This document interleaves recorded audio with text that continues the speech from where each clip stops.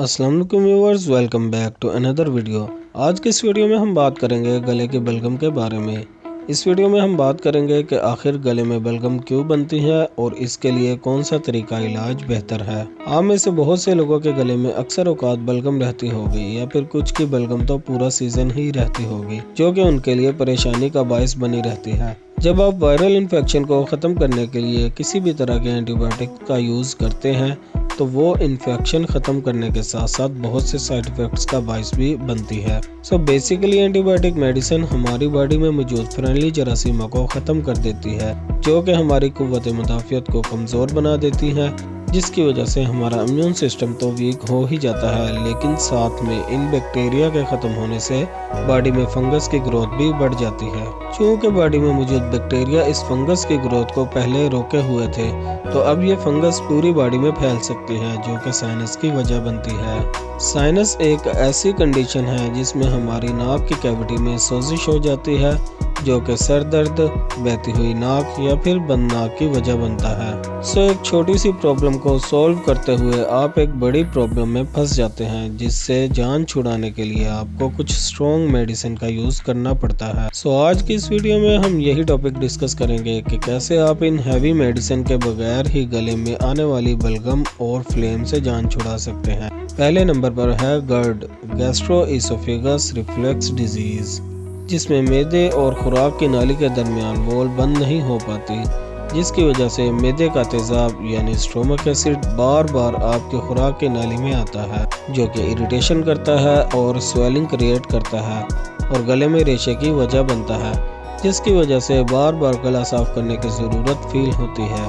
असल में ये प्रॉब्लम स्टोमक में एसिड की कमी की वजह से होता है, जिसके लिए आप बिटाइन हाइड्रोक्लोराइड 3 से 4 कैप्सूल खाने से पहले यूज़ कर सकते हैं, जबकि इसके साथ आप एप्पल साइडर विनेगर का यूज़ भी कर सकते हैं, जो कि आपके स्टोमक के pH बैलेंस को लेवल रखता है और स्टोमक के एसिड को भी मेंटेन रखता है।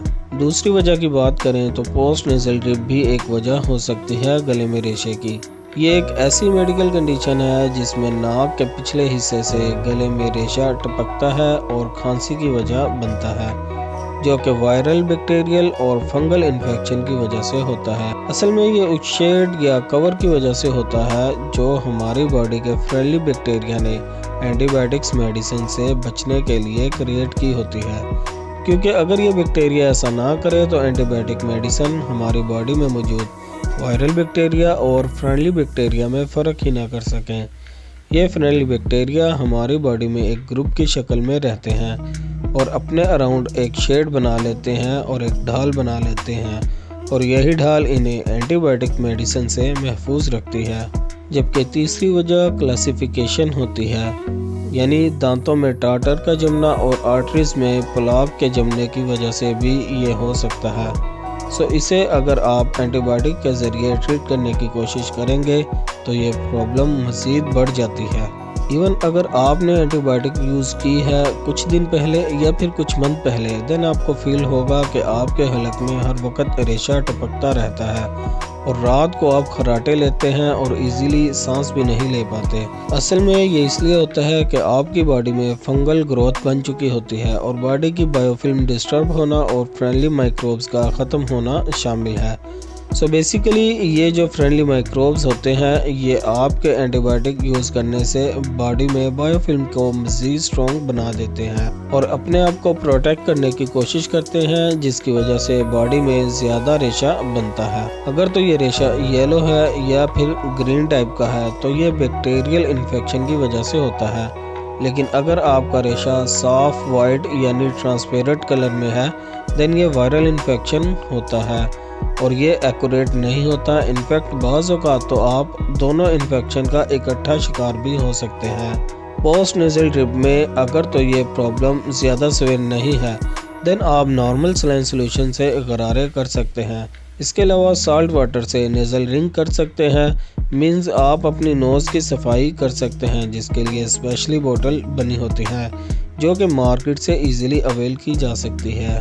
साल्ट में एंटीमाइक्रोबियल प्रॉपर्टीज़ होती हैं जो जरासीम को ख़त्म करने की सलाहियत रखता है, जो कि माइल्ड इन्फेक्शन को ट्रीट करने के लिए बहुत आसान और बेहतरीन तरीका है। और ये पानी आप घर में इजीली बना सकते हैं, जिसमें नीम गर्म पानी में आप थोड़ा सा नमक ऐड करके अपनी नाक की सफाई अच्छे से कर सकते हैं। जबकि एक और सोल्यूशन ये भी है कि आप बेबी शैम्पू का यूज़ भी कर सकते हैं, लेकिन इसमें एक बात का ख्याल रखना चाहिए कि आपको सिर्फ बेबी शैम्पू ही यूज़ करना है, क्योंकि रेगुलर शैम्पू में बहुत ज़्यादा केमिकल होते हैं जो कि आपको इरिटेशन और स्वेलिंग की वजह बन सकते हैं। 4 कप नीम गर्म पानी में 2 टीस्पून बेबी शैम्पू मिक्स कर ले और अपनी नाक की अच्छे से सफाई कर ले।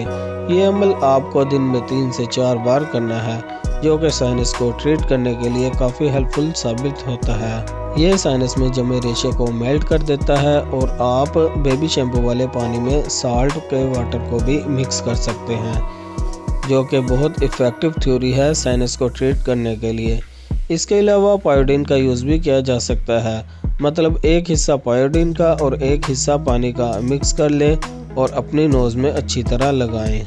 इसके अलावा आयोडीन भी एक अच्छी एंटी माइक्रोबियल है, इसको भी आप पानी के साथ इस्तेमाल कर सकते हैं। जबकि आयोडीन मिले पानी से आप गरारे भी कर सकते हैं। सो अब आप अपना ट्रीटमेंट सिलेक्ट कर सकते हैं और जान सकते हैं कि आपको रेशा कहां से आ रहा है।